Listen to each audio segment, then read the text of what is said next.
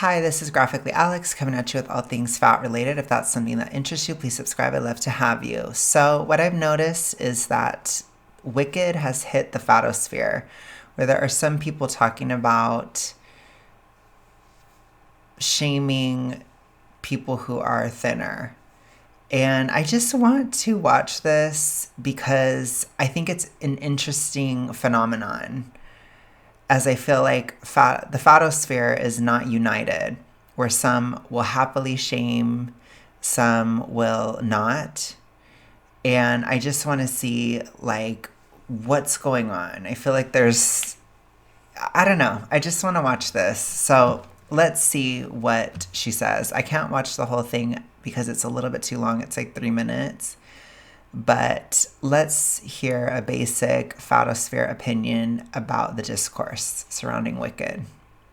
Wicked yet, but what I have seen is I haven't seen Wicked yet, but what I have seen is the rampant judgment masquerading as concern in regards to the bodies of the leading women of the film. Something really funny happens when you're a creator who speaks out a lot on fat phobia, and that is that people feel very entitled to send you things regarding judgment on thin women's bodies, as if that is something that I'm going to celebrate, but I'm not, and I'm also going to hold your hand. So it's interesting because I've only heard that first beginning, but it almost was sounding like she was going to start to reinforce the more reductive side of things.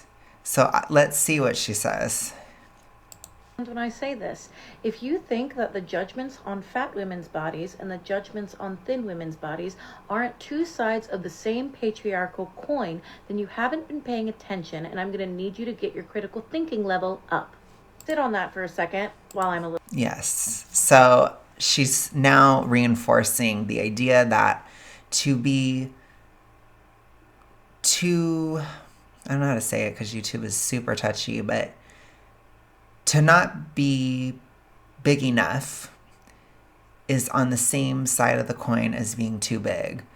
Basically stating that if you have any kind of societal enforcement of anything regarding size, it's patriarchy or whatever, which again, a lot of people within you fall by the letter D, the toxic ritualistic, as we call it on this channel, they will use politics or political buzzwords, essentially political words that elicit an emotional response. That's basically what she's using when she uses patriarchy there. It's just to get an emotional response out of the listener. It's to distract from the actual issue. So any kind of standard, even a healthful standard of an average weight or not being overweight or underweight, is the patriarchy and therefore shouldn't be stated, which means within this discourse, she is actually reinforcing the reductive side of the TR officially. So I wonder if more in the Fatosphere, the fat acceptance Fatosphere, are going to unmask themselves as toxic ritualistic reinforcement, because this is very, very, very out there and open, at least to me, and I'm sure to you guys who watch my channel regularly. A little petty, okay? I find it really, really funny, really hilarious, really hypocritical when the people who show all of this concern for whether or not a very thin woman has a don't have that same energy towards public figures who experience rampant fat phobia. Yeah, because if it's really about caring about someone's mental health or someone's health in general, why don't you have that same energy? Why don't you have that same concern? Yeah? Because let me ask you this. If Cynthia Erivo and Ariana Grande were showing up to the Wicked press tour noticeably heavier, would you have the same concern? I'll answer for you. The answer is no. No, you wouldn't be concerned at all, actually. You'd be judging. You'd be judging probably harder than you are now. Yeah? And that is why the work of fat liberation is so... Wow. So I think I think she's a little bit confused. I do think that people would be concerned if there was massive gain. I do. So I don't know if I guess she's trying to judge a person based on the emotional quality of their critique, or it's like judging the person based on how she perceives their emotion to be, which I will just say a lot of people within fat acceptance, and they do not have very strong empathy at all. They cannot read other people's emotions whatsoever. I would be highly skeptical of a fat activist's take on how somebody else was feeling. You can look at what somebody else said. Maybe they'd be honest about that. You could look at an action that was taken, but being able to accurately read the emotions of a person and then judging what they say, or judging their level of concern based upon the emotional read of a fat activist, that is way too far of a reach. I do think people would be concerned both ways. It may show up differently, but part of that is because fat acceptance and people that have Hinge in general have hidden the fact that it exists, even though it's so obvious, from the general public. And so when people hear about the toxic ritualistic, they always assume that it's only reductive, which she is now reinforcing that, or saying we shouldn't be concerned at all because we're not concerned about everything all the time, which doesn't even really make sense, because then she's saying people also judge for being fat, but it's a problem that they're judging for being too thin as well. You see how confusing it is? It's very strange. She's really reaching for something. I'm even having a hard time dissecting what exactly she's saying because it's so unclear. But I think it makes sense probably within a toxic ritualistic mind, because she's assuming that everybody puts thinness on a pedestal the way that she does. And most people don't. So I think that that's probably the piece that's missing. Important. If you are genuinely concerned for people who experience, then you have to be genuinely invested in dismantling the systems that allow that eating to flourish. Diet culture would cease to exist with. So, diet culture is not the toxic ritualistic. Diet culture is kind of like, it has to do with trying to reduce calories, or trying to essentially like increase protein for less calories. That's typically what diet culture advocates for. Sometimes there's a little bit less of that. Maybe it's a little corny, like, oh, I was good this week, so I'm gonna have this today, stuff like that. It depends. Within the fat acceptance zeitgeist, diet culture just means any reduction whatsoever. So she's essentially trying to argue that if you actually cared about people who are too thin, then you would care about fat phobia, because that's what leads people to be too thin. But she's heavily blaming it on societal issues, or on society in general, which these issues don't happen because of society. They happen because of trauma or chronic stress and an inherited neuroticism. That's basically why it happens.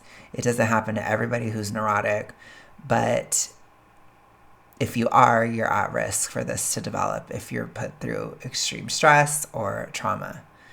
So that's basically where it comes from. The societal aspect, society in terms of weight and stuff, society is what you make of it. Like, you look for stuff. If you seek, you will find. If you want to find things that are shaming people, you'll find them. If you want to find things that are celebrating people, you'll find them. It's up to you. And so I don't agree with what she's saying. As far as like body judgment or people commenting upon you, that happens to literally everybody. So it's kind of like setting up an impossible standard. It will never change.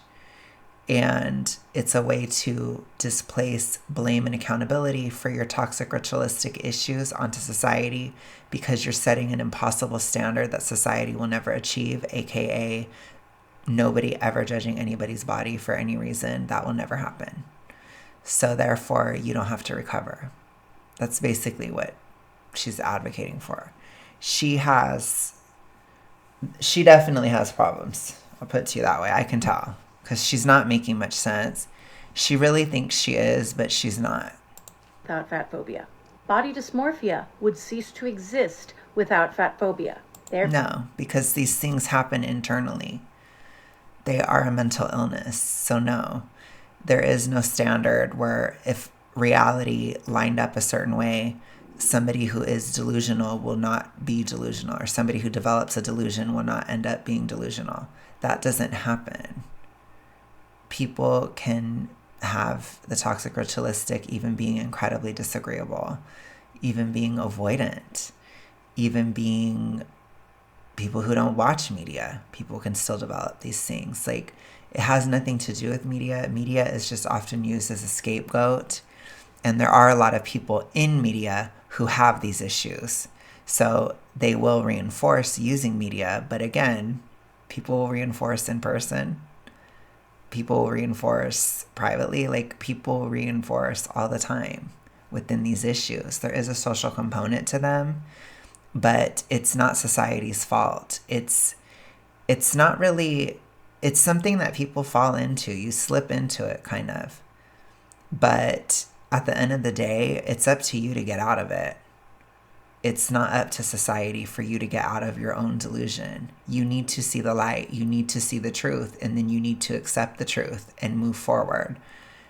Society cannot force you to do that, as quite literally the toxic ritualistic is a way to take control. So it is something that the person inherently has control over. If they didn't, then it wouldn't be a coping mechanism, because you wouldn't have control over it. How are you going to have something that you don't have control over as a coping mechanism for your anxieties?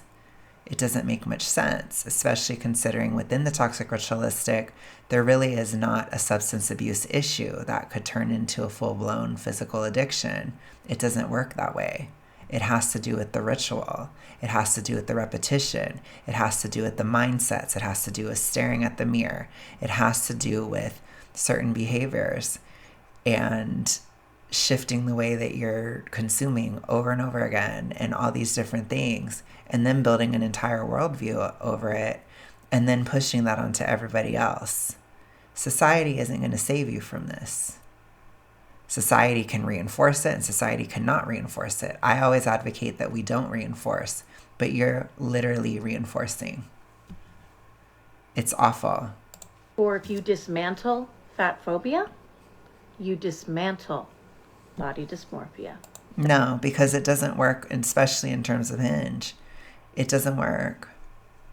Because if you encourage somebody to massively overconsume within Hinge, that's reinforcement. So that means you have to societally enforce averages. You have to societally push for people to not be doing too much or too little. It cannot just go one way. So that's not true. You are wrong, because you're trying to cloud everybody from seeing your issue. But I still see your issue, and I see the imbalance of the majority of people within the toxic ritualistic have Hinge, and they have pushed to hide it by pointing a finger at the side that is overly reductive, because it's more rare, particularly in the United States. So that's why it's so lopsided. But in reality, you have to have balance. The issue can go both ways, which again is also why it's different from a substance abuse issue. There is no necessary amount of alcohol, for example. There is a necessary amount of food. So it is not the same thing as an addiction, because you can have a problem if you're not doing enough. I'll put it to you that way. And it can be just as reinforcing and all that stuff if you tell somebody that it is an addiction, because then they can start to fight with their natural drives to, get sustenance, basically. And you create a game and a ritual around it and false recovery storylines, and it's this whole thing because it's not real. It just isn't. You have to make it real. You have to make food exciting. To a certain extent, you have to also make weight reduction exciting because it's really slow. Again, you have to make looking in the mirror exciting. It's not any different from today to yesterday, but you still freak out. Within this issue, it's delusional and you're making something out of nothing, essentially. And when you write it so deep, it can lead to a lack of self-trust, because deep down, I think when we're in the toxic ritualistic, deep down, we all know that we're full of shit. And we undermine our own sense of self-trust when we are constantly lying to ourselves and others. So it's not good for you psychologically either. It's not good for self-respect. It's not good for self-esteem. It's not good for these things because you're not being real with yourself. I'm just saying, it's a problem. You need to see the light and you need to get out. You need to stop lying to yourself, especially within Hinge. People lie to themselves so much. She needs to stop. Diet culture. You actually work towards helping those people you claim to be concerned about. No, it's not true. Telling people how to healthfully engage with diet culture, or telling people what are some sensible limits within diet culture, that would actually be helpful. But in reality, most people that are overly reductive, they don't really have an issue where they would need diet culture. They have other issues. They need to be told things like, if you feel depressed when you start eating more, it will pass. Just be consistent. Your body's trying to normalize. They need to be told things like, you need vitamins and minerals to get your hormones working correctly. You need to restore your nutrient stores. You need to eat with intention and get that stuff back up.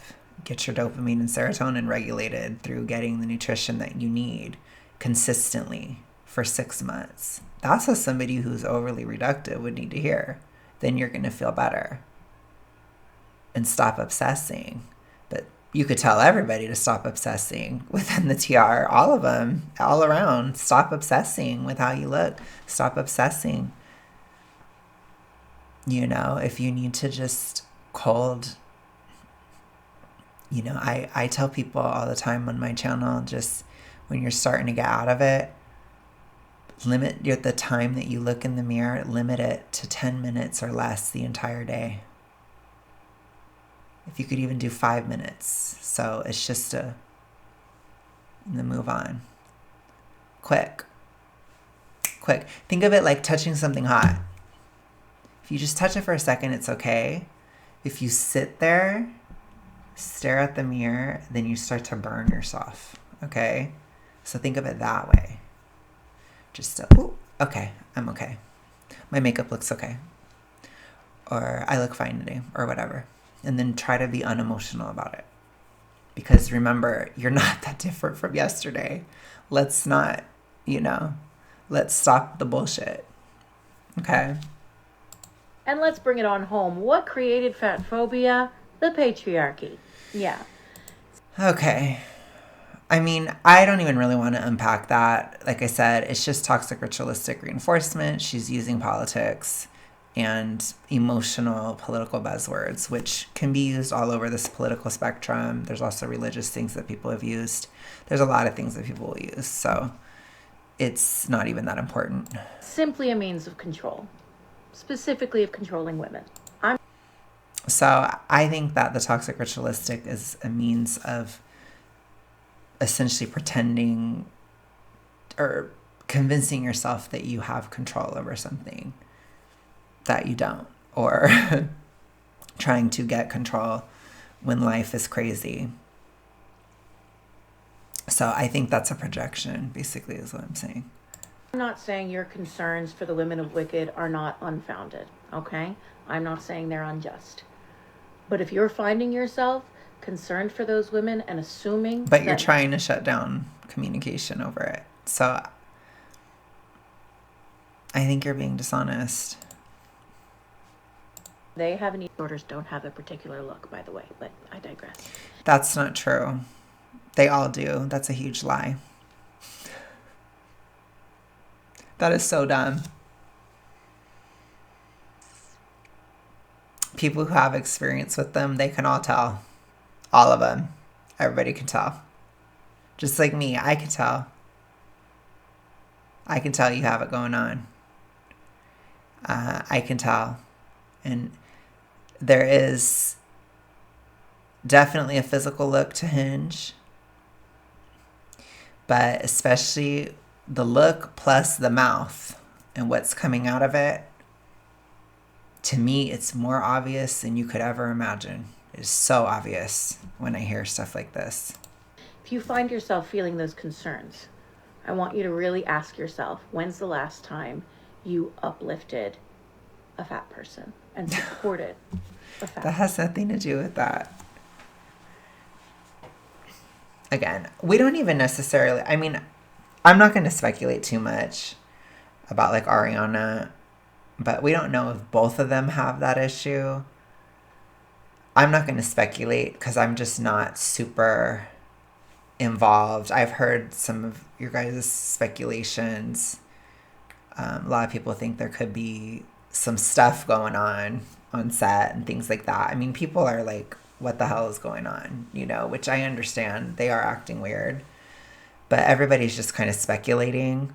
So I'm not going to add to that as much. But, you know, whatever. Person.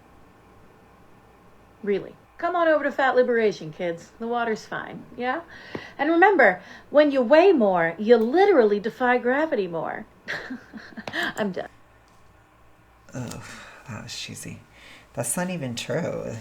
Okay, anyways, I'm not going to get into that. That's just too much. Anyways, I will talk to you guys later. Have a good rest of your day, night, etc. I'm definitely going to have to edit this one. So I will be bleeping out some of the words. But thank you guys so much. I will talk to you soon. Bye.